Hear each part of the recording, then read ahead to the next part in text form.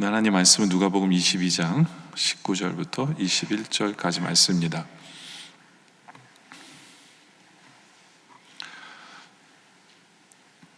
제가 봉독하겠습니다. 또 떡을 가져 감사기도 하시고 떼어 그들에게 주시며 이르시되 이것은 너희를 위하여 주는 내 몸이라. 너희가 이를 통하여 나를 기념하라 하시고 저녁 먹음을 잔도와 같이 하여 이르시되 이 잔은 내 피로 세우는 새 언약이니 곧 너희를 위하여 붓는 것이라. 그러나 보라, 나를 파는 자의 손이 나와 함께 상 위에 있도다. 아멘. 오늘은 여러분들에게 말도 안 되는 사랑이라는 그러한 제목으로 여러분에게 말씀을 전하길 원합니다. 여러분에게 질문을 해볼게요. 여러분들은 사랑을 받고 사신다라고 생각하십니까? 누구의 사랑을 받고 사십니까? 그리고 또 여러분들은 누구를 사랑하고 계십니까? 가만히 생각해 보면요, 인간의 모든 문제는 사랑에 달려 있는 것 같아요. 사람은 사랑에 살고 사랑에 죽는 것 같아요. 또 사랑에 울고 사랑에 기뻐하고 사랑을 그리워하고 사랑 때문에 섭섭해하고 사랑 때문에 잠 못 이루고 사랑에 행복이 옵니다. 근데 나는 별론데요, 여러분들은 메마른 삶을 살고 있는 사람입니다. 그런 게 전혀 없다면, 그렇죠? 인간은요, 사랑에 살고 사랑에 죽게 하나님이 만들어 놓으신 것 같아요. 그래서 인간의 모든 문제는 사랑이다라고 할 수 있을 것 같아요. 하나님이 인간의 삶의 포커스를 사랑에 맞추셨기 때문에. 여러분들 그 소설 젊은 베르테의 슬픔이라는 그 책을 보시면요, 그 베르테르의 일방적인 사랑을 소개합니다. 그냥 짝사랑이죠. 구구절절한 짝사랑이에요. 베르테르는 젊은 변호사로서 상속 사건을 처리하는 사람입니다. 그런데 어느 마을에 갔다가 샤롯데라는 여인을 알게 됩니다. 그리고 사랑하게 돼요. 그런데 샤롯데라는 여인에게는 약혼자가 있다는 사실에 좌절을 합니다. 그리고는 공사의 비서로 먼 나라로 떠나게 됩니다. 근데 그 먼 나라에서도 마차를 빚고요, 다시 귀국을 하는데 이 베르테르는 끝내 그 샤롯데라는 그 여인을 잊지 못하고 다시 돌아옵니다. 그리고 그리워합니다. 그리고 그 사랑을 극복하지 못하고 결국에는 상심해서 피스톨로 자살을 하고 맙니다. 죽음을 불사할 정도의 사랑이죠. 이렇게 정말 터무니없고 소름 끼치는 사랑에 집착하는 이 사람. 그런데 그 책을 읽은 사람들은 그 베르테르의 구구절절 애끓는 사랑이 무엇인가를 느낀다라고 하는 소설입니다. 물론 사람들은 그렇게 얘기합니다. 미친 사랑이고 잘못된 사랑이고 그래서는 안 되는 사랑이라고. 저도 동의합니다. 저도 동의해요. 그런데 우리 하나님의 사랑은 어떠할까라는 생각을 해봅니다. 우리 하나님의 사랑은 너무나 끔찍한 사랑이에요, 인간의 말로 하면. 왜냐하면 자신의 아들을, 우리를 사랑하기 때문에 십자가에 달려 죽이셨기 때문입니다. 그 마음이 어떠한가를 미리 알리기 위해서 구약에서 하나님은 아브라함에게 이삭을 달라고 하십니다. 그렇죠? 세상 사람들은 그 이야기를 들으면서 하나님은 너무하다, 어떻게 이게 하나님이실 수 있느냐, 이런 잔인한 하나님이 세상에 있을 수 있는가라고 시험에 들 정도의 이야기를 구약의 하나님께서 말씀하십니다. 그런데 그 말도 안 되는 그것을 우리를 위해서 행하신 분이 우리 하나님이십니다. 독생자 예수 그리스도를 우리를 위해서 보내주셔서 십자가에 달려 죽게 하신 그 사랑, 바로 그 사랑을 우리가 받고 있는 사람입니다. 우리를 얼마나 사랑하신 그렇게까지 하셨을까요? 우리 하나님이 우리를 사랑하신 짝사랑의 역사는요, 아담과 하와를 만들 때부터예요. 성경의 역사를 보면 약 6천 년이라는 시간 동안 우리 하나님께서는 한 번도 변함없이 우리를 짝사랑하고 계십니다. 6천 년 동안 변함없이 인간을 만드실 때부터 지금까지 우리를 짝사랑하고 계시는, 바로 그 사랑을 우리가 느끼고 계십니까? 그 사랑의 징표가 바로 십자가예요. 우리가 십자가를 바라보면서 그 사랑을 느끼지 못한다면 우리는 뭔가 영적으로 잘못되어 있지 않은가라는 생각을 해보게 됩니다.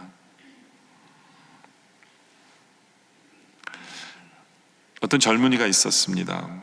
예쁜 아가씨가 꽤나 야망이 있는 총각을 만납니다. 아가씨는 그 청년의 목소리를 듣기만 해도, 또 보기만 해도 그 아가씨의 마음이 녹아내립니다. 그리고 날이 갈수록 그 청년을 향한 사랑이 깊어갑니다. 근데 이 청년이 형광등이에요. 도저히 몰라요. 알질 못해. 그래서 이 자매는 온갖 것, 좋은 것을 다 사다가 이 청년에게 갖다 바칩니다. 근데 이 청년은 다 받아 먹어요. 네, 다 받아 먹어요. 근데 결국에는 다른 여인과 약혼을 합니다.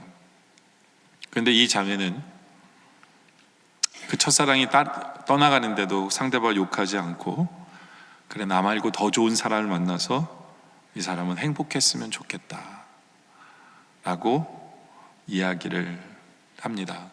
그리고 그 사랑을 떠나보냅니다. 만약에 여러분의 딸이 그 사랑을 했다면 여러분들은 뭐라고 얘기하실 거예요?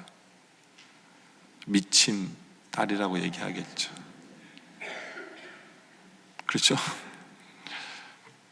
근데 그거보다 더한 짝사랑을 우리 하나님께서 하신 거예요. 하나님의 십자가 앞에서 인간이 한 것은 배신밖에 없어요. 오늘 우리가 읽은 말씀에도 보면요, 19절도 보면 최후의 만찬의 장면이 나오죠. 그렇죠? 또 떡을 가져 감사기도 하시고 떼어 그들에게 주시며 이르시되 이것은 너희를 위하여 주는 내 몸이라. 너희가 이를 행하여 나를 기념하라. 주님이 자신의 몸을 주시고 십자가에 달리실 것을 이야기하고 계십니다. 또 20절에 저녁 먹은 후에 잔도가 차 이르시되 이 잔은 내 피로 세우는 새 언약이니 곧 너희를 위하여 붓는 것이라. 예수님께서 피 흘리실 것임을 예언하고 계시고, 예수님께서는 새 언약이다 라는 얘기를 하십니다. 그 앞에 앉은 제자들을 구원하기 위해서 주시는 새 언약에 대한 이야기를 하고 계십니다. 그런데 새 언약에 대한 이야기를 하고 계시는 이 상황 속에서, 주님께서 십자가 지실 것이라는 예언을 하고 있는 상황 속에서 주님께서 자신의 몸과 피를 이들을 위해서 주실 것임을 예언하고 있는 이 상황 속에서 그 다음 절에 바로 예수님을 배신할 사람에 대한 이야기가 나옵니다. 가룟 유다만 배신하는 이야기가 여기 나오는 게 아니에요. 누가복음 29장, 22장을 쫙 읽어보면요, 굉장히 길어요. 22장이 굉장히 길거든요. 거기에 뭐가 나오냐면 제자들의 배신에 대한 이야기들이 나오는 거예요. 가룟 유다의 배신에 대한 얘기만 나오지 않습니다. 예, 베드로에 대한 배신에 대한 이야기가 나오죠. 그렇죠? 가룟 유다 같은 경우에는 분명히 예수님께서 그를 위해서 예언까지 해주셨어요. 네가 나를 팔 것이다. 그러지 말라는 거죠. 내가 알고 있으니까 하지 말라는 거겠죠. 근데 가룟 유다 같은 경우에는 예수님 앞에 스승을 맞이하는 키스로 다가옵니다. 이 중동의 사람들은 이 칙에다가 키스를 합니다. 사랑의 표시로 스승에게.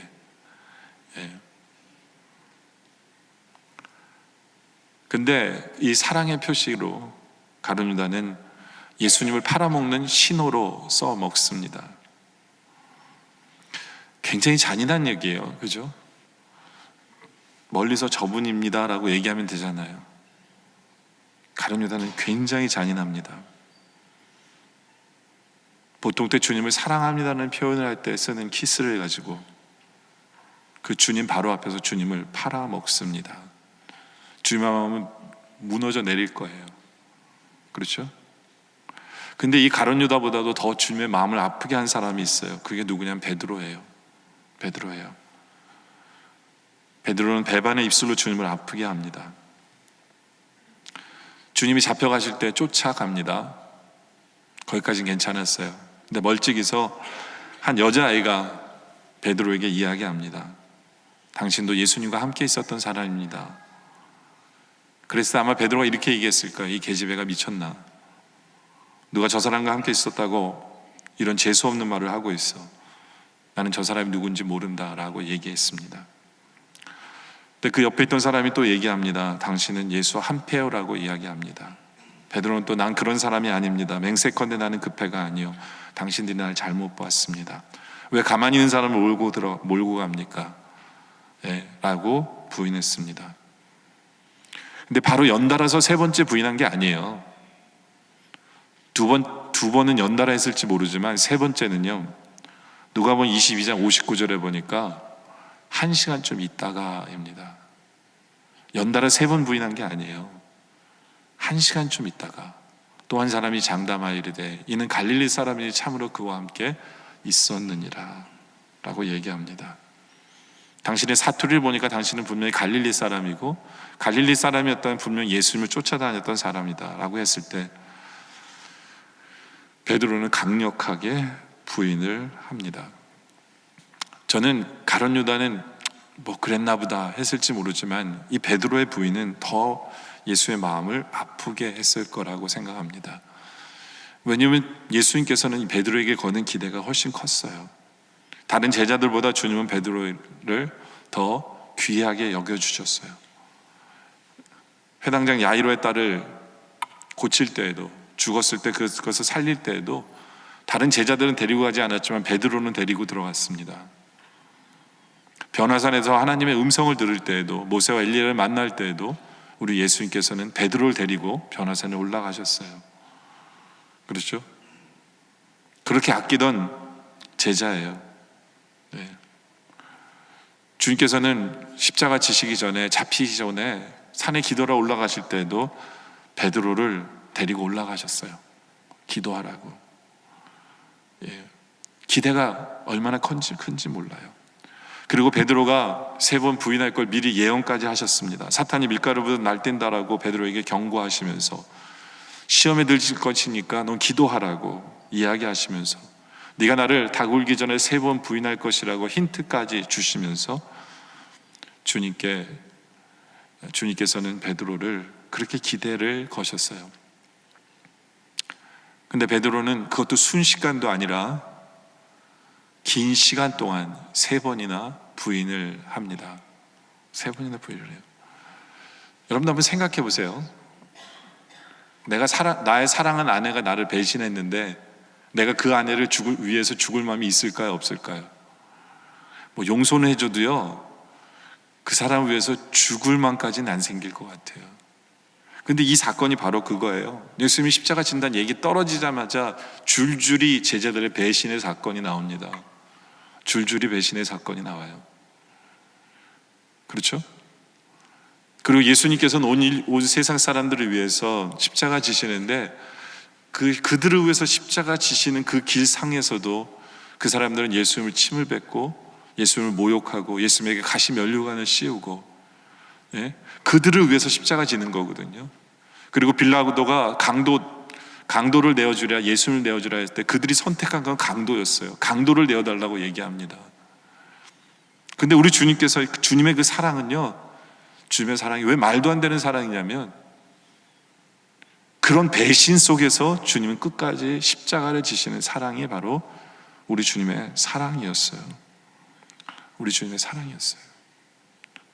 말도 안 되는 주님의 사랑, 말도 안 되는 주님의 짝사랑.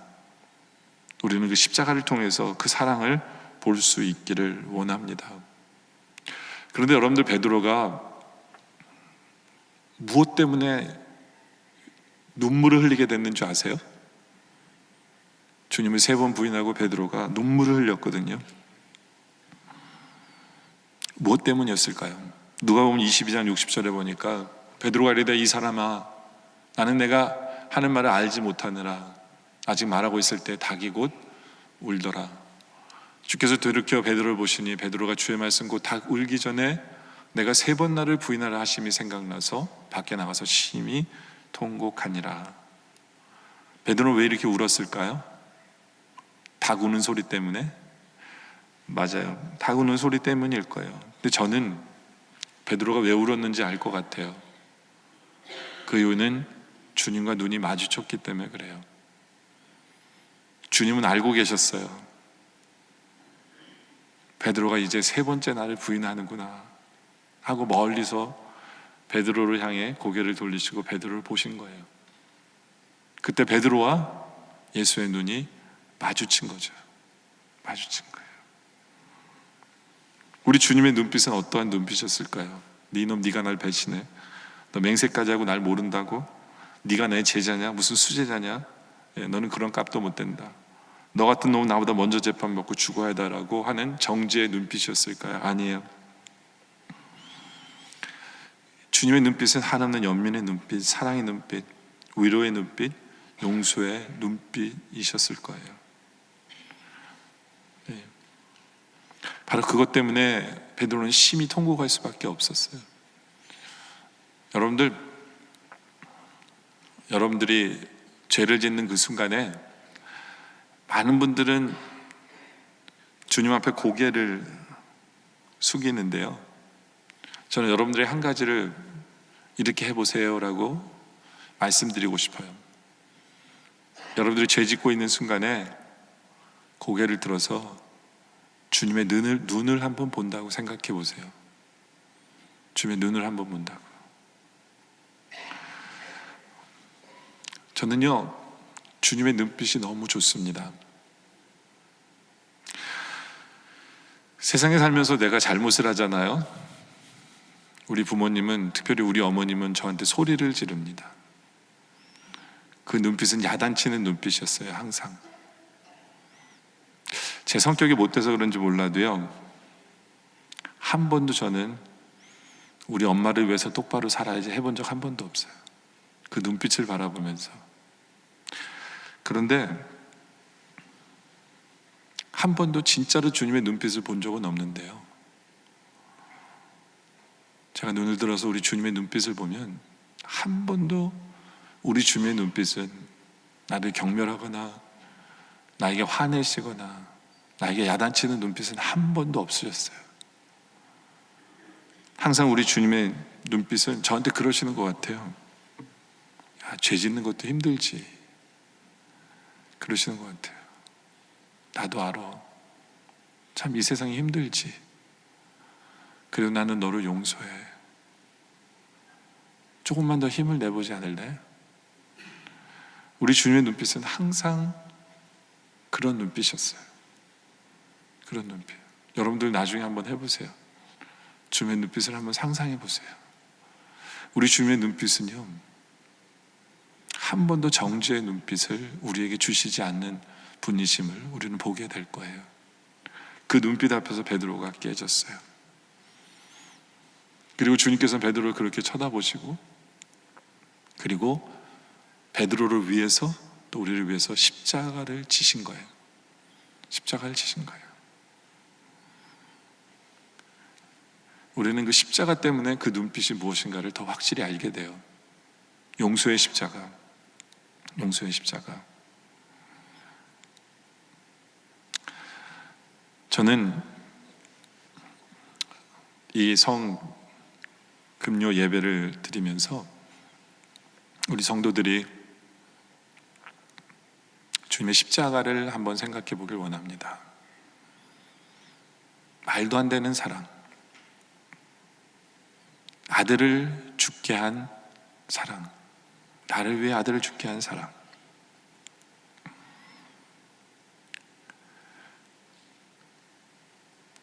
주님의 십자가 앞에서 지금도 배반하고 있는 우리들인데, 주님은 그래도 십자가 지시고, 주님은 그래도 우리를 용서해 주시는 그 사랑. 주님을 배신하고 주님을 모른다고 부인하는 그 상황 속에서 오히려 우리를 사랑의 눈길로 바라보시는 그 주님의 사랑. 바로 오늘 이제 계속되어지는 성찬식 속에서 그 주님의 사랑에 깊이 빠져들어가는 우리 모두가 되어지시기를 주님의 이름으로 축원합니다. 기도드리겠습니다. 아버지 하나님,